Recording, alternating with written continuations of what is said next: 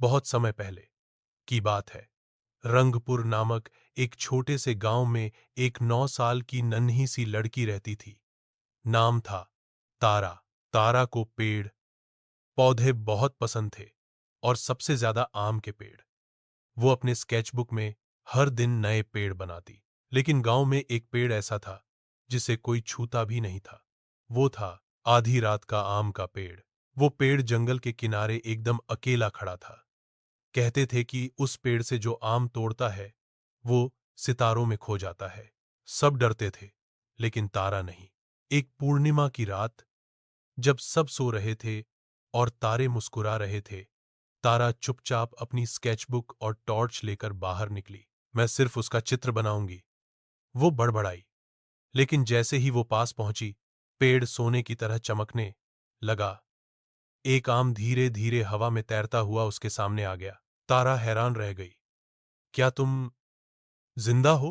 पेड़ ने अपनी एक टहनी से हवा में चमकते अक्षर बनाए। सिर्फ सच्चे दिल वाले ही मेरा फल पा सकते हैं, लेकिन पहले तुम्हें मेरी 3 परीक्षाएं पास करनी होंगी। सच्चाई, दया और साहस की परीक्षा। तभी तारा खुद को एक जादुई जंगल में पाती है।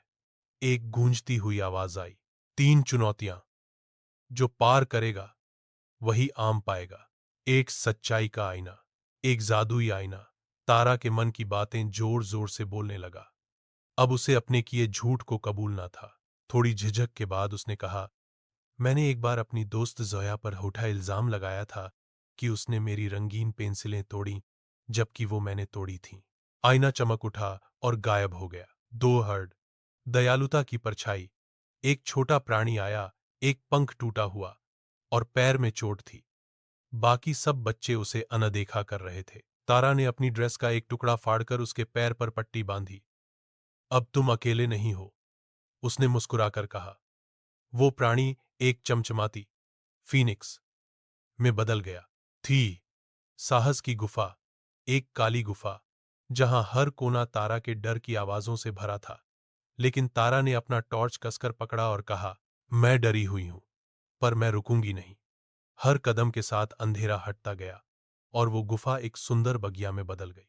वापसी पेड़ के पास, पेड़ ने अपनी टहनियों से उसे सहलाया। तुम पास हो गई। आम उसके हाथ में आया, लेकिन तारा ने उसे खाने के बजाय पास ही जमीन में दबा दिया। इस जादू को दूसरों के लिए भी बढ़ने दो। अगली सुबह गांव वालों ने देखा, अब वहां 2 पेड़ खड़े थे। धीरे धीरे बच्चों ने वहां आकर सपने साझा करने शुरू किए और ऐसा कहते हैं कि वो पेड़ अब भी उन सपनों को सुनते हैं।